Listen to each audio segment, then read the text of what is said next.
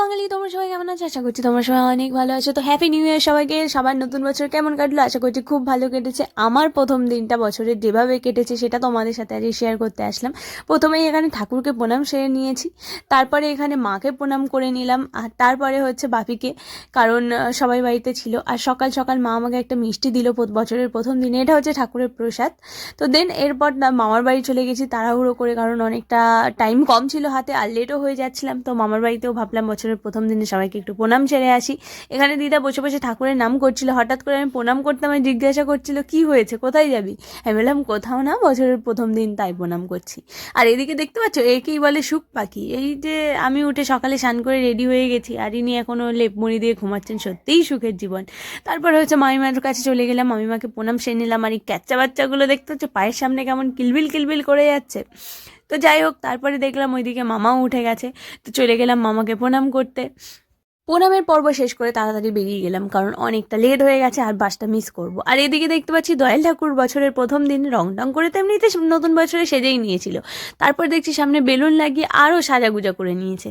আর ওই দিন কিন্তু সূর্যি মামার দারুণ ডে গেছে, মানে এত রিল্যাক্সে চাদর মুড়ি দিয়ে ঘুমিয়েছে, দেখতেই পাচ্ছ সূর্যি মামার কোথাও কোনো চিহ্ন পাওয়া যাচ্ছে না। তখন প্রায় 8:30 বাজে। তো তারপর এইভাবেই সারা দিনটা কাটলো, আর রাত তখন 9:30 বাজে রেডি হয়ে বেরিয়েছি। তো অনেকটা লেট হয়ে গেছিলো বলে তোমাদের দেখাতে পারিনি কেমন কি সেজে গেছি না গেছি, এক্ষুনি দেখতে পাবে।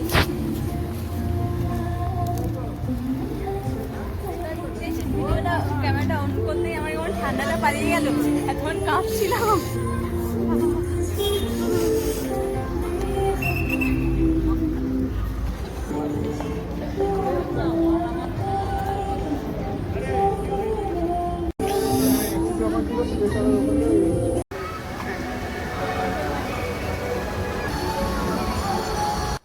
অনেককেই দেখেছি ফেসবুকে এই জায়গাটায় ফটো নিয়ে পোস্ট করতে, বাট আমি ভেবেছিলাম যদি ওই দিন বেরোই তাহলে শের পাঞ্জাবে যাবো, আর দেন এই জায়গাটায় দাঁড়িয়ে হচ্ছে ফটো এবং ভিডিও নেব।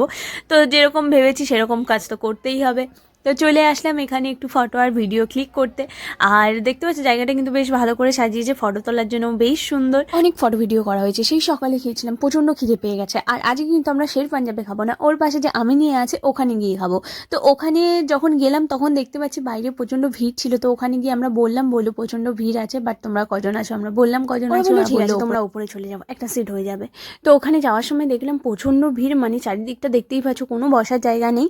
তো ওখানে যাওয়ার পরেই ওরা আমাদেরকে বলে দিয়েছিল খাওয়ার আসতে কিন্তু একটু লেট হবে, 1 ঘন্টা 45 মিনিট তো লাগবেই, কারণ হচ্ছে খাওয়াটা নতুন করে বানিয়ে দেওয়া হবে বা কিছু। তো আমরা ওখানে যাই, প্রথমে মেনু কার্ড দেখে আমাদের খাবারগুলো অর্ডার করে দিই, তারপর কিছুক্ষণ ওয়েট করার পর খাবার চলে আসে। আর নিয়েছিলাম হচ্ছে বিরিয়ানি নিয়েছিলাম, আর মিক্স ভেজ ছিল, আর তার সাথে ছিল রুটি ছিল, তন্দুরি রুটি।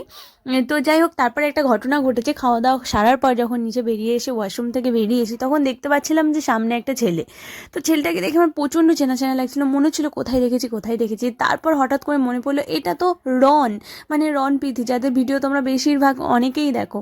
তো আমি ভাবলাম রন এখানে আছে যখন পিথিও নিশ্চয়ই আছে। তো এদিক ওদিক ঘুরে দেখলাম হ্যাঁ সেও ওখানে আছে। ওদের সাথে চাইলে হয়তো কথা বলতে পারতাম বা কথা বলাটা হয়তো উচিত ছিল, বাট ওরা খাচ্ছিল, খাওয়ায় ব্যস্ত ছিল বলে ভাবলাম যে ডিস্টার্ব করাটা বোধহয় ঠিক হবে না। তো যাই হোক, আর ওদেরকে ডিস্টার্ব করিনি। আমার বছরের প্রথম দিনটা কিন্তু এইভাবেই কেটেছে। তোমাদের কেমন কেটেছে তোমরা কিন্তু অবশ্যই কমেন্টে জানিও। আর ভিডিওটা যদি ভালো লাগে তাহলে অবশ্যই লাইক করে দিও, কমেন্ট করে দিও, সাবস্ক্রাইব করে দিও আর শেয়ার করে দিও।